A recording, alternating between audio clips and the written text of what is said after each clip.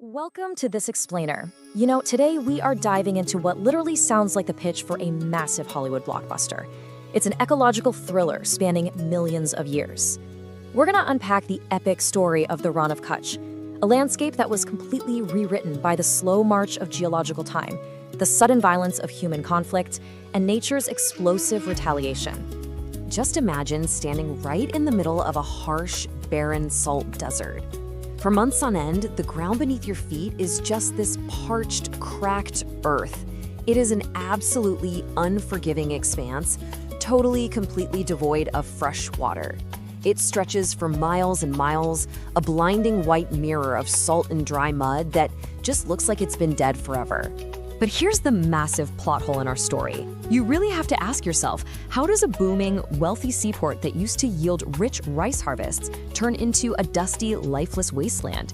Because believe it or not, the Rann wasn't always this desolate. Historical records and geographical evidence paint a drastically different picture. A thriving, vibrant ecosystem that was just teeming with life, trade, and agriculture.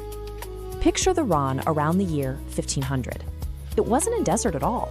It was a shallow sea, packed with ships navigating the mighty Indus River and all its branches. You had these towering structures like the Sindri Fort, standing guard over lush green rice fields. Fast forward to today, and it's a complete 180-degree flip. We're talking a dry, salt flat, where mirages just dance in the unbearable heat. Now, the environment is so utterly extreme that only the absolute toughest survive. We're talking specific desert bushes and incredibly resilient creatures, like the wild ass. The lush ecosystem is completely gone, replaced by a biome that somehow adapted to hypersalinity and drought. So how on earth did we get from abundant waterways to an apocalyptic wasteland? Well, let's get into part one of our story, deep time and shifting rivers. To understand this transformation, we've got to rewind to the opening act, right? Deep geological time. Over 60 million years ago, tectonic uplist actually raised this entire region straight out of the ancient Tethys Sea. Then, for millennia, think of the mighty Indus River as a giant conveyor belt, constantly depositing massive amounts of silt. As the land rose and that silt built up, the river began a slow, totally natural migration westward. It was literally silting up its own bed and moving away from the Rann, which slowly kicked off the process of drying out the ancient sea. Now, people didn't just sit around and watch this happen. They adapted.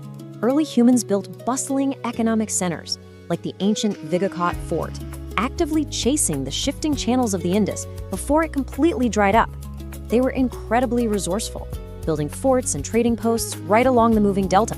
But nature wasn't the only force at play here. Moving into part two, weaponizing the water. Enter the human plot twist.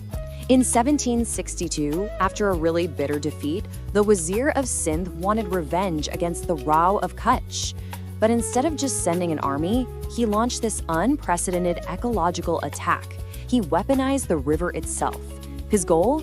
Cut off their lifeblood and entirely destroy their economy. And it escalated super fast. In 1762, the Wazir built the first artificial dam at Moro, which choked the life-giving water of the Nara River. Then, by 1802, a second dam over at Ali Bunder further starved the region. These human-engineered interventions absolutely crippled local agriculture. But, this human hubris was really just setting the stage for the Earth's cataclysmic final blow. Which brings us to the climax in part three, the 1819 Allah Bund Earthquake. This is the sudden, violent climax of our movie. We're talking apocalyptic levels of destruction. Witnesses like Captain James McMurdo reported that just before 6 p.m. on June 16, 1819, the ground literally converged, heaved, and subsided. Buildings instantly collapsed, and spires 300 kilometers away just toppled over. But the absolute most terrifying consequence was what happened to the Earth itself.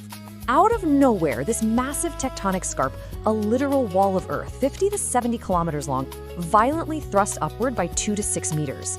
The locals aptly named it the Allah Bund, meaning the Mound of God. Guys, this wasn't some human dam. It was an impenetrable geological barricade that instantly and permanently severed the Nara River, overnight. The water that used to nurture this whole area shut off, just like a tap. This massive seismic event rapidly accelerated what those human dams had started, turning this vast expanse into an absolute unyielding desert. And this is exactly why this history matters to us today. It is the perfect example of how quickly a thriving ecosystem can be permanently destroyed when human interference and natural disasters collide. Let's look at the aftermath in Part 4, the desertification of Kachchh. You can basically summarize the death of this vibrant ecosystem as the ultimate perfect storm. You had the sea retreating over millennia, wind constantly blowing silt to form the surrounding deserts, human vengeance choking the rivers with dams, and finally, a massive seismic wall sealing its fate forever. It was this inescapable combination of incredibly slow geology and blindingly rapid disaster. To really wrap your head around the sheer violence of that earthquake, remember the mighty Sindri Fort we talked about earlier? The land subsided so violently during the quake that this massive pentagon literally sank into the earth. When the floodwaters rushed in later, only a single haunting tower remained visible above the waterline. It was an event so profoundly shocking that Charles Lyell actually used it to help prove modern geological change. But like any great blockbuster, there is a sequel. Part 5, Nature Attempts a Comeback. Because water has a memory, right? And it wants to return. Nature always fights back. In May 1999, a severe cyclone completely obliterated modern human engineering, shattering a coastal drainage weir and allowing the sea to violently intrude right back inland. And then, in 2010, epic floods overwhelmed all human boundaries. The sheer volume of water actually found the ghost channel of the ancient Nara River and filled it, temporarily resurrecting a river that had literally been dead for nearly 2 centuries. For these brief, kind of miraculous moments, the ancient river actually reclaims its life-giving path. Pelicans return out of nowhere, and the dry, cracked earth suddenly remembers what it's like to be a wetland. It is such a haunting glimpse of the flourishing, vibrant world that existed centuries ago, long before the dams and the quakes forced it into submission. So, as nature relentlessly surges to undo these blockages and reclaim its ancient paths, I've got to leave you with this final chilling thought. Can we ever truly expect human engineering to permanently tame a landscape born of such immense, unpredictable seismic power? Definitely something to think about the next time we try to reroute nature. Thanks for joining me for this incredible ecological thriller.